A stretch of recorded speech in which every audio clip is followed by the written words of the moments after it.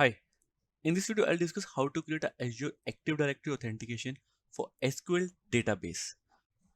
Right now I am into the Azure portal. So what I'm going to do first, I'm going to create the Azure SQL server, then SQL database.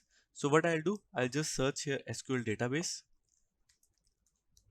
and let me click on here and click on create. And here first I need to create a resource group. I'll say Rohit SQL group, click OK. And then I need to give a database name. So I'll say Rohit SQL, and we need to create a server also. For that I'll click on create new, and here I'll give the name as Rohit SQL server, and location I'll keep east to west.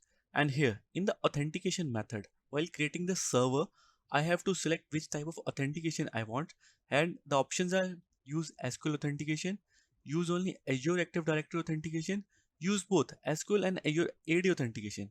I'm good with the Active Directory, so I'll select that.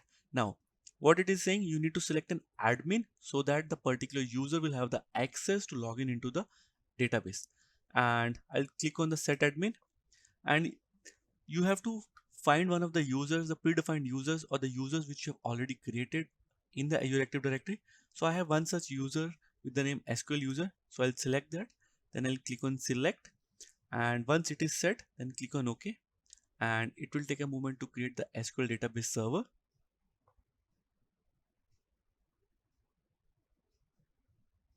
So the server is created, and if you can see here, I have to go and select in other options, and elastic pool no, compute storage I'm also good, backup storage redundancy I'll say LRS, and I'm good with all the other default options. I'll click on review plus create,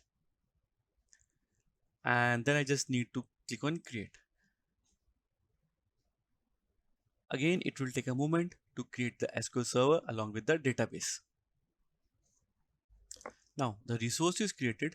Let me click on go to resource, and if you see, it has already taken me to the database, but first I have to go back to the server. I'll click on the all resources, and here's the SQL server. And in the SQL server, I need to do one thing here. I have to go to the firewall,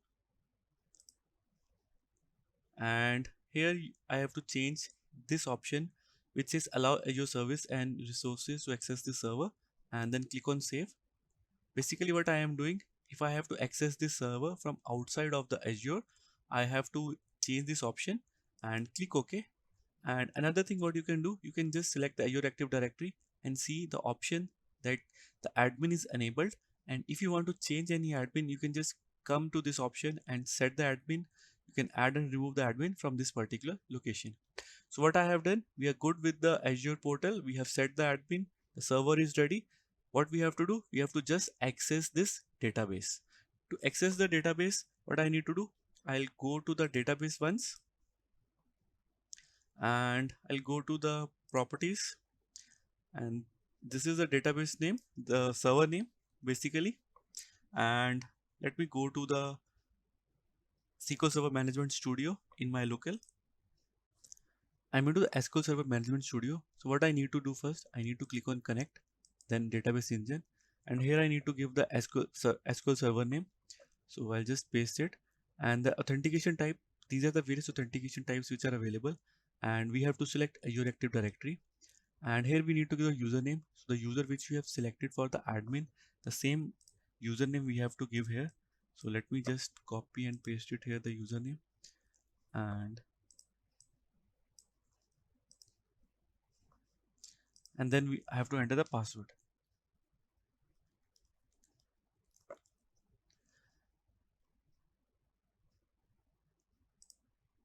It says invalid username and password.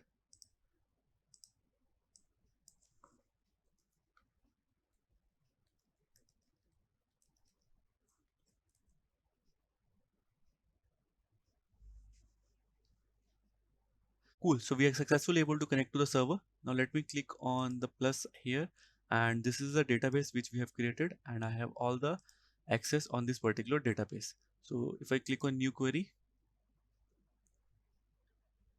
And if I try to create a new table, so let's say I'll go create table and I'll say dbo dot Rohit, and it should have id int school. So this table has successfully completed. Cool. So this is how we can connect to the SQL database with the help of Azure Active Directory. Thank you. And if you like this video, please hit the like button, subscribe to my channel and share it with your friends. Thank you.